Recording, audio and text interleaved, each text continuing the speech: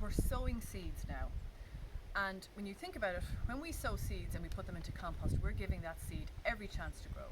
Seeds drop onto the ground and they self-seed themselves around the place into soil, and they germinate. And that happens, obviously not every single seed germinates, but when we sow seeds into pots, we're really increasing the chances of getting new plants from that. We're giving the plant the optimum conditions for growth.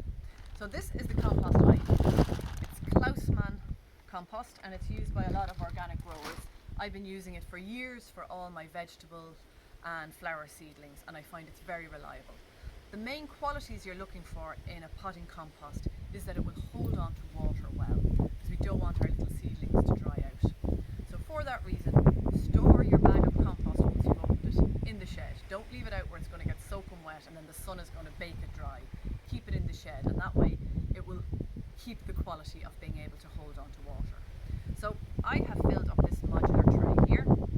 These are brilliant because each little module, you'll get one plant from it. So in this tiny space, I've got 40 plants, and instead of having to move 40 pots around the place, I just move one tray. It also is a very good use of compost. You're not wasting compost. Every little bit of the compost gets used by the seedling. So I'm going to sow some sweet peas, and you can sow sweet peas anytime from now, we're in September, right until the end of October, or they can be sown in the spring. So if you take a close look here, you'll see I've already popped one seed into each module. I've left a few to do. So I have my envelope, and you'll see the seed from there, and we just place one in, just one. You could put two if you thought the seed wasn't very good, but I expect that almost all of these will germinate, and if you did put two, you'd need to remove the weaker one. The seed is quite big, it's quite easy to do. The most common mistake people make is they put their seed in and they push it right down to the bottom, and that just means the poor seed, it can't get up to the light. So don't push your seeds down too deeply. Okay, and that's it. So I cover this over.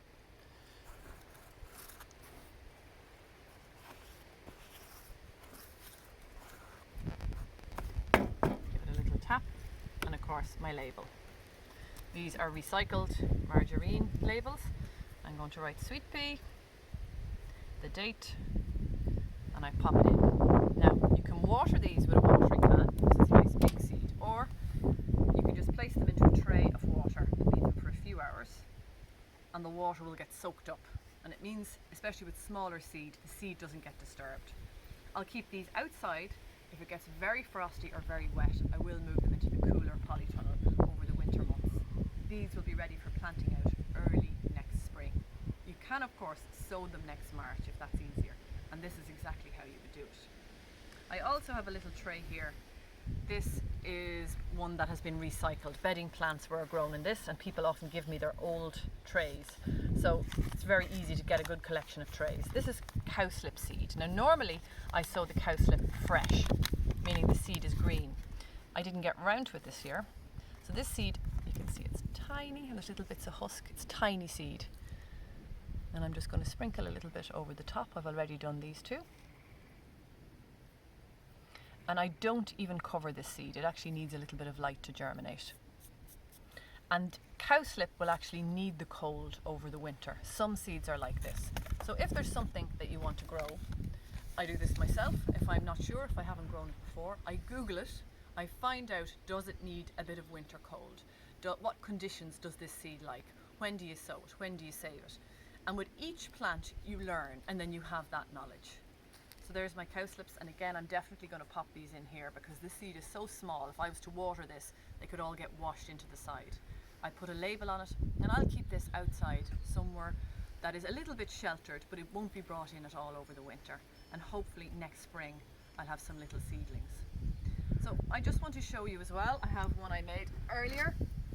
I often use these big flat trays for small seed because you can just sprinkle the seed right in across the top. And this is selenium, or red campion. I hadn't grown this before, but I collected some seed in Lough Key Forest Park. I sowed it and they all germinated. I've already taken clumps out of this and potted them on. And I potted them into a modular tray, so now I have all these gorgeous little plants. These will overwinter. I'll probably put them into the polytunnel if it gets very cold, but as it's a native plant, they probably could survive outside unless we get a particularly cold winter. And then each one will be ready to be planted out in the spring. Just push one up to show you. So there's a lovely root run on that. Look at that. Lovely long roots ready to be planted out. So I encourage you, give it a go. Try and sow some of your own seed.